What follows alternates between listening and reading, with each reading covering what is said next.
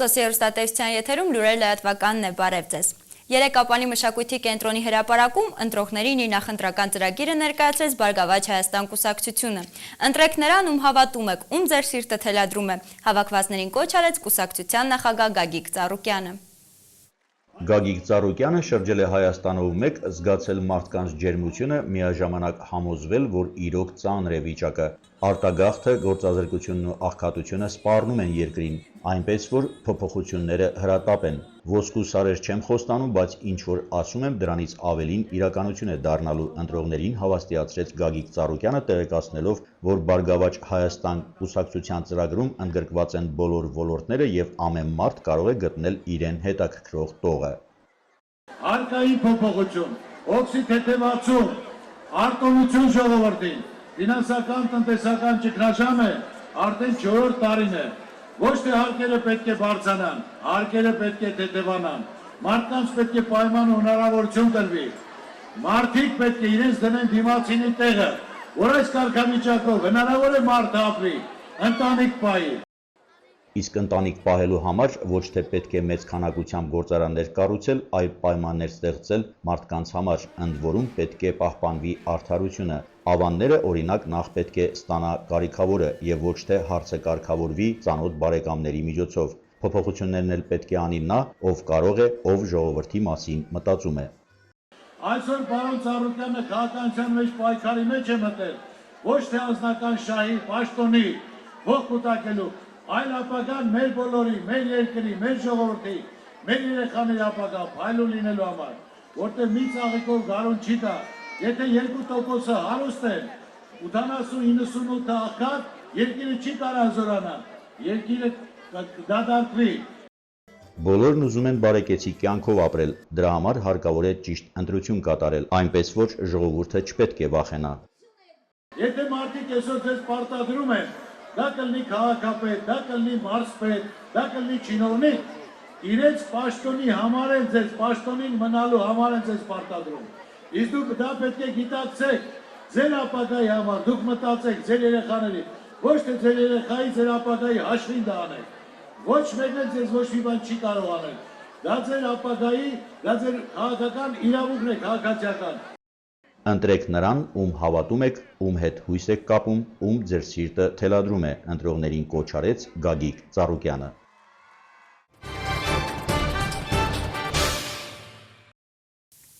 Հայ ազգային կոնգրեսը նույնպես երեկ նախընտրական քարոզարշավի էր դուրս եկել Սյունիքում։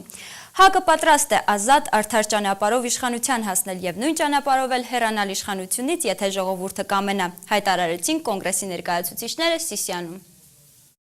Հայ ազգային կոնգրեսը սիսիանցիների հետ հանդիպեց Սիսակ Նահապետի անման հրապարակում շքեղ կազմով։ Բոլոր ելույթ ունեցողները նշեցին, որ Հայաստանում ներկայում տիրող է վախի մթնոլորտը, որ Հայաստանի Հանրապետական կուսակցությունն օգտագործում է բոլոր միջոցներն ու լծակները ժողովրդից որքան հնարավոր է շատ ձայներ կորզելու համար եւ ՀԱԿ-ը պայքարում է դրա դեմ։ Յուրաքանչյուր համայնքի վրա դրվել է 80% ձայն հանրապետականներին պարտադրանքը, իսկ դա հարիր չէ սիսիանցիներին, նշեց ՀԱԿ-ի տեղական կառույցի ղեկավար Կամո Սաֆրազյանը։ Հաշվի չեն առնում մարդու կամքը, իրենք արդեն խոստացել են, սա մեր ժողովրդի համար շատ ոչ բնորոշ իրավիճակ է։ Նիկոլ Փաշինյանն իր ելույթը սկսեց Սիսիանը գովերքելով, այն Հայաստանի ամենագեղեցիկ վայրերից մեկն է, որտեղ իր ընտանիքով հաճախ է հանգստանում, նշեց նա եւ կոչ արեց սիսիանցիներին հիշել կոնգրեսի կողմից արդեն բազմիցս հնչեցրած 30 վայրկյանների մասին, հիշել եւ իշխանություն ընտրել։ ՀԱԿ-ը պատրաստ է ազատ արդար ճանապարհով իշխանության անցնել եւ նույն ճանապարհով էլ հեռանալ իշխանությունից, եթե ժողովուրդը կամենա։ Գիտենք ինչ լծակներ են, Երևանում էլ է տենց, որ շենքից դուրս է գալիս արդեն մի 4-5 հոգի կանգնած են, ասում են գիտեք չէ ում պետք է ընտրեք։ Այդ մարդկանց ասում են խնդիր չկա, ասեք հա գիտենք, ոնց չգիտեք, բա ոնց կարանք մենք ուրիշի ընտրենք։ Իշխող քաղաքական ուժը պետք է զրկվի քաղաքական մոնոպոլիայից, համոզված է Գագիկ Ջահանգիրյանը։ Հայաստանում առկա է սահմանադրական կարգը հաստատելու խնդիրը։ Ժողովուրդն ինքը պետք է ընտրի ազգային ժողովի падգամավոր, կառավարություն եւ նախագահ։ Նա ներկա ազգային ժողովին իր բնորոշումը տվեց, որի համաձայն մեր օրենսդիր մարմինը դարձել է իշխանությունների կոճակ սեղմողն ու ածանցյալը։ Ժամանակն է, որպեսզի ժողովուրդը ազատվի այդպիսի օրենսդրից։ Ուրեմն մենք ինչ խնդիր ունենք։ Մենք խնդիր ունենք չվախենալ, երկնչել, չքաշվել, չտրվել ահաբեկումների, չտրվել համոզմունքների եւ գնալ քվեարկել խղճի մտոք, քվեարկել այն քաղաքական ուժի համար, որին դուք հավատում եք, որին դուք վստահում եք։ Թիվ 37 ընտրատարածքում մեծամասնական ընտրակարգով առաջադրված եւ ՀԱԿ-ի կողմից պաշտպանվող Վարազդատ Վարդազարյանը, ելնելով սյունեցիների արագ հաշվելու եւ մաթեմատիկայից ուժեղ լինելու կարողություններից, առաջարկեց արդեն նշված 30 վայրկյանի փոխարեն քվեաթերթիկի հետ առանձնանալ 20 վայրկյան, այսպիսով մոտեցնելով հաղթանակը։ Հրանտ Բագրատյանն անդրադարձավ ինչու չի կարելի ընտրել հանրապետականներին հարցին։ Նա կետ առ կետ կարդաց հանրապետականների նախորդ ծրագիրը եւ նշեց, որ 14 կետերից եւ ոչ մեկը մինչ այժմ իրականություն չի դարձել։ Սրանք ինչ են կարողացել սարքել, իրանց համար սարքել են 3 միլիարդ դոլար ծախսել են, Երևանում կառուցել են հյուսիսային պողոտա, որտեղ ոչ ոք չի ապրում։ Այդ փողը գնացել մեռել։ Հիմա դուք թողելու եք սրանք ընտրվեն, դուք թողելու եք սա նորից այս տեսակը գա իշխանության։ Երկրում ստեղծված իրավիճակի համար պատասխանատու են ինչպես ՀՀԿ-ն, այնպես էլ կոալիցիոն քաղաքական ուժերը, նշեց ՀԺԿ նախագահ Ստեփան Դեմիրճյանը, ում համոզմամբ իրավիճակը հնարավոր է փոխել եւ իրենք պարտավոր են դա անել։ Նա կոչ արեց սիսիանցիներին քվեարկել փոփոխությունների օգտին։ Սիսիանը միշտ ապացուցել է, որ ոչ մի բանից չի վախենում, այսպես սկսեց իր խոսքը Լևոն Տեր-Պետրոսյանը, ով նշեց, որ այսպես այլևս հնարավոր չէ ապրել։ Մենք երկիր ենք կորցնում, ուստի պետք է ընտրություն կատարելիս չսխալվենք։ Տիկանից, չվախենակ դատավորից, չվախենակ քաղաքապետից, մարզպետից։ Նրանք ձեզանից պետք է վախենան, որովհետև նրանք ձեր ծառաներն են ի պաշտոնե։ Դուք եք նրանց ընտրում, դուք եք նրանց նշանակում եւ ձեր գրպանից են նրանք վճարվում։ Եվ եթե մենք հաստատենք օրենք, կարգ ու կանոն, այդպես էլ լինելու է։ Ոստիկանը դառնալու է ոչ թե ձեր ահաբեկիչը, այլ ձեր պաշտպանը։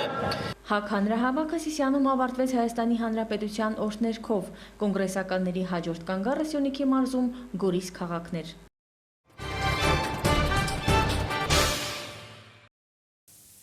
Սոցիալական եւ առողջապահական ոլորտներին վերաբերող խնդիրներ են այսօր կապանցի ընտրողների հետ քննարկել Հայ ազգային կոնգրեսի ներկայացուցիչները։ Կոնգրեսականները կոչ են արել ընտրողներին մայիսի 6-ին առանց վախի գնալ ընտրության եւ իրենց ձայնը տալ ՀԱԿ-ի օգտին։ Սյունիքյան նախընտրական քարոզարշավի երկրորդ օրը Հայ ազգային կոնգրեսի ակտիվիստներն առանց առաջնորդ Լևոն Տեր-Պետրոսյանի շարունակեցին։ Մեղրեցիների հետ հանդիպումից հետո կոնգրեսականները իրենց նախընտրական ծրագիրը ներկայացրին կապանցիներին։ Այստեղ նույնպես ընտրազանգվածին կոչ արեցին տուրք չտալ ընտրակաշարքին, տեր կանգնել սեփական ձայնին եւ ընտրել ապագայի համար։ Պայմանները պետք է լինեն հավասար եւ իշխանության եւ ընդդիմության համար, հայտարարեցին կոնգրեսականները։ Ցավոք սրտի այսօր ստեղծվել է մի իրավիճակ երկրում, որը հիշեցնում է 37 թվականը։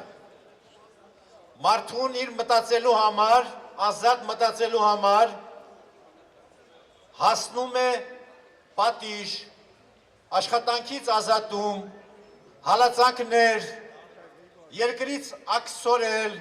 Կոնգրեսի նախընտրական ծրագրի դրույթները շրջանցելով մշակույթի կենտրոնում հավաքվածների հետ ՀԱԿ-ի ներկայացուցիչ Ռոման Ավասարդյանը աղքատության, ցածր գնողականության, աշխատավարձի, արտագաղթի դեմն առնելու մասին խոսեց եւ խնդիրների լուծման իրենց տարբերակները առաջարկեց։ Սյունիքը բոլոր բնակավարներով արտահանող մարզ է, ինչու է սյունեցին ապրում նման պայմաններում, հարցրեց բանախոսը։ Հարց է առաջանում, բա ինչու մենք այսպիսի աղքատության մեջ ենք։ Չէ՞ որ աշխարհի բոլոր արտահանող երկրները շատ նորմալ, շատ լավ էլ ապրում են։ Ստեղ պատասխանը ինքնիստիկյան է գալիս։ Այսինքն պետությունը այսօրվա ռեժիմը իր պարտականությունները չի կատարում։ Մեծամասնական ընտրակարգով առաջադրված Դավիթ Մաթևոսյանը նախ շնորհակալություն հայտնեց նրանց, ովքեր քաջություն են ունեցել գալ հանդիպման եւ լսելու իրենց խոսքը, այնուհետեւ ներկայացրեց երկրում տիրող իրավիճակը եւ հավաստիացրեց, որ փոփոխություն է լինելու։ Քարոզարշավի անցած 2 շաբաթների ընթացքում շրջելով Կապանի եւ Մեղրիի տարածաշրջանի գյուղերում ու թաղամասերում տեխնացուն եկել է այս համոզմանը։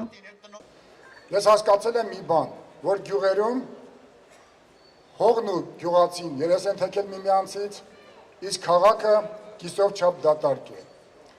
Մեր բոլորի ընտանիքները ցակ ու ցրիվ են։ Գործող վարչախմբի իշխանությունը դադարեցնելու կոչերով իր ելույթը սկսեց Գագիկ Ջահանգիրյանը։ Այս ընտրությունները նախագահականի հիմքը կլինեն եւ ՀԱԿ-ը ցանկանում է խորհրդարան մտնել մեծամասնություն կազմելու համար, ասաց նա, ուստի պետք է մայիսի 6-ին միահամուռ ուժերով ճիշտ ընտրություն կատարենք։ Մենք մի խնդիր ունենք։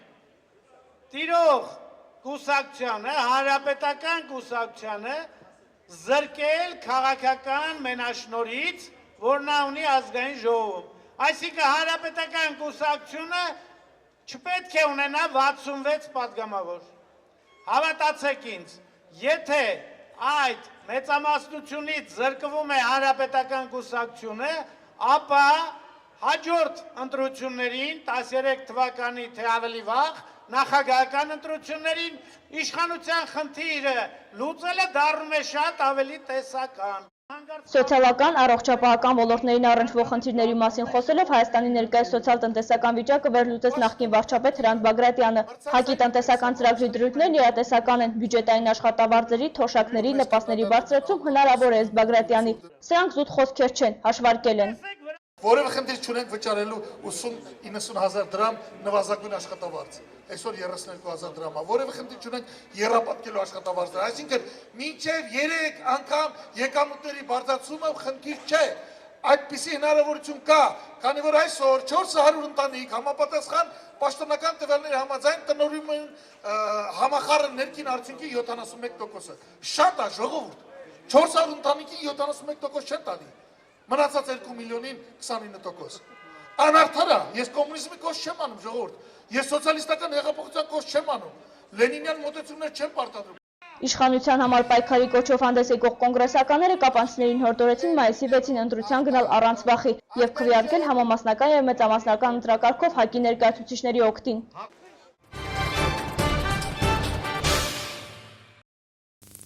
Այսօր ամերիկյան կենտրոնում դպրոցականների և ուսանողների հետ հանդիպման էր եկել Հայաստանում Ամերիկայի դեսպանը Ջոն Հեֆերնի այցի նպատակը ճանաչողական էր։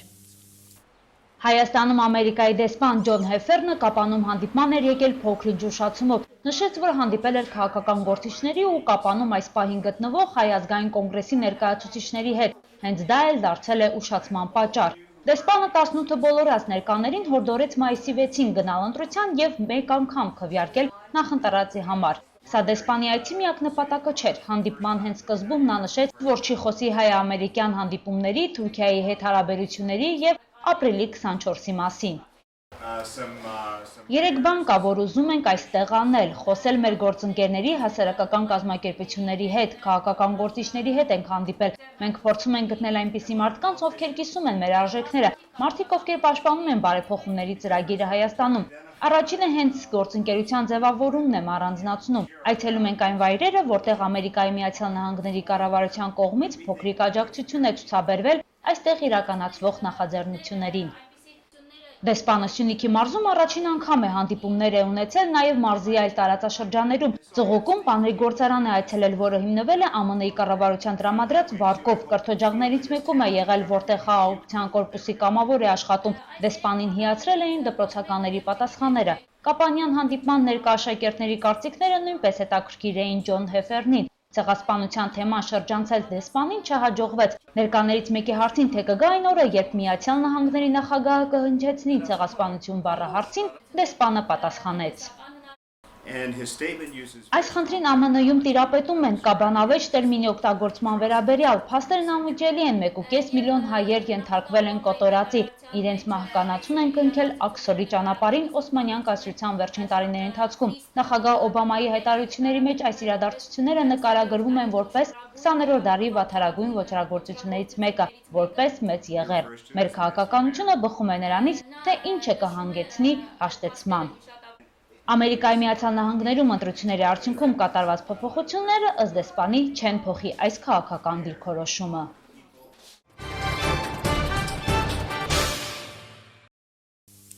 Երեկ հուշ երեկո էր կազմակերպվել նվիրված Արցախյան ազատամարտի հերոս Սերյան Բաղդասարյանի մահվան 20-րդ տարելիցին։ Նրա հերոսական կյանքի մասին պատմեցին հարազատները, մարտական ընկերները։ Սերյան Բաղդասարյանը ճամփա էր ելել մեր երկիրը մերը դարձնելու համար։ Նրա մեջ խոսում էր թշնամու ոճիրների վրեժը, նրա մեջ եռում էր հայրենասիրության զգացումը։ Նա իր սկզբունքներից ելնելով նետվեց պատերազմի դաշտ։ Այսպես է նկարագրում Սերյան Բաղդասարյանին մարտական ընկերները։ 1988 թվականին Ղարաբաղյան շարժման ժամանակ նա ընդգրկվեց կամավորական ջոկատներից մեկում, եղել է Բաղաբեր ջոկատի հրամանատարը։ Ընտանիքի անդամների հետ Բաղաբուրջի հուշահամալիրում Սերյան Բաղդասարյանի շիրիմին ծաղիկներ դրեցին նաև մարտական ընկերները, հարազատները։ Սերան եղել է առաջնորդ, ավագ եղբայր, ինքը իր բնականորեն ինքը դրական էր։ Դրական իր էմոցիաներով մեզ համար դարավ առաջնորդ։ Եվ մենք իրանից շատ բաներ սովորանք, լինել ավակ եղբայր։ Մենք Սերյանը իր կյանքով, իր քայլվածքով, իր ապրուստով օրինակ ծառայեց մեզ, եւ մենք շարունակեցինք Սերյանի գործը։ Մասնակցել է Կապանի գյուղերի ինքնապաշտպանական մարտերին, հայտնվում էր այնտեղ, որտեղ իր կարիքը զգացվում էր։ 20 տարի առաջ 1992 թվականի ապրիլի 26-ին նա զոհվեց Ղազանչիի ազատագրման մարտում։ Հետմահու արժանացել է Արիության մեդալի եւ 97 առանձին մոտոհրաձգային բրիգադի 15-ամյակի նվիրված շքանշանին։ Սերյան Բաղդասարյանի եւ իր նման շատ տղաների մասին, ովքեր իրենց կյանքը զոհել են հանուն հայրենիքի, երկար կարելի է պատմել, նշում են ընկերները։ Այդ մարդիկ արժանի են, որ իրենց անունները հաճախակի հիշատակվեն ու ընտանիքի անդամները մշտապես լինեն ուշադրության կենտրոնում։ Հայրենիքի համար զոհվելը ամեն մարդու գործ չէ, որովհետև թե ինքը եւ թե նման տղաները նրանք զոհվեցին ազգին պարտական թողնելով իրենց, այլ ոչ թե նրանք թաքնվեցին, որ ազգը մնա իրենց պարտական։ Սերյան Բաղդասարյանի թոռ Արտուր Գասպարյանը պապին չի տեսել, սակայն նրա ապրած կյանքից արդեն գիտի ինչպիսի մարդ է եղել։ Այսօր մեծ հպարտությամբ է ասում, որ Սերյան Բաղդասարյանը իր պապն է։ Երբեմն մտածում եմ, թե նրա նման համարձակ, հայրենասեր ու կյանքով եռացող մարդուն չէր էլ Սազյան կողմում մահանալ սովորական մարդու պես։ Ես նրան չեմ տեսել, հիշել չեմ կարող, բայց հպարտությամբ ու պարծանքով կարող եմ բարձրաձայնել։ Ես Սերյան Բաղդասարյանի թոռն եմ եւ պարտավոր եմ այնպես ապրել, որ պապիս արժանի թոռը լինեմ։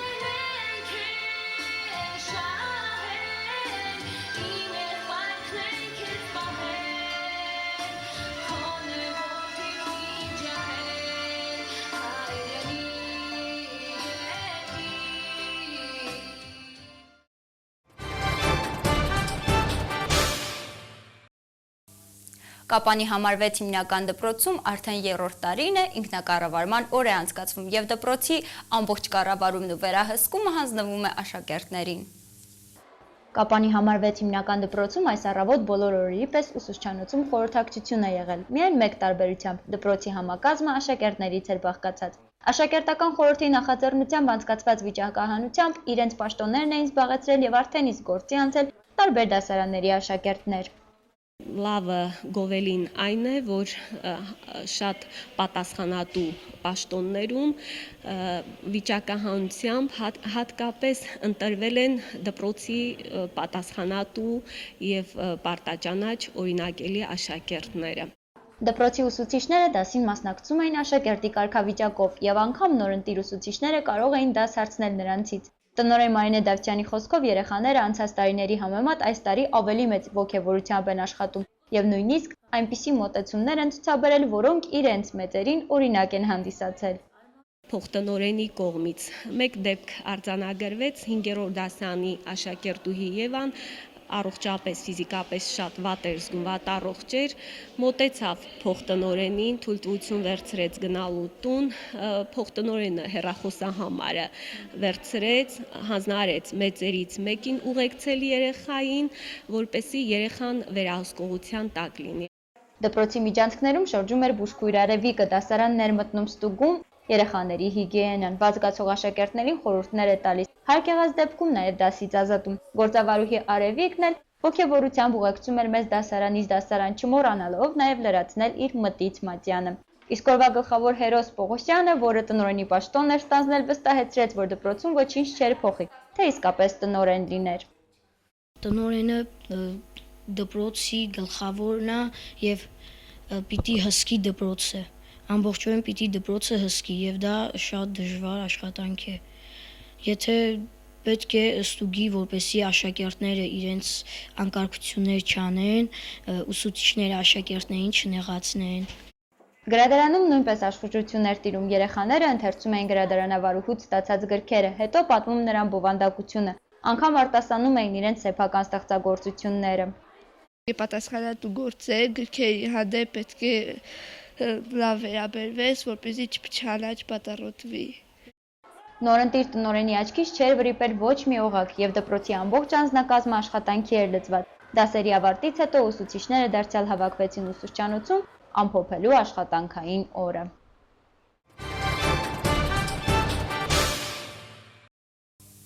Այս թողարկման համար նախատեսել էինք այսքանը, ծանոթացեք նաև եղանակի տեսությանը։ Ցտեսություն։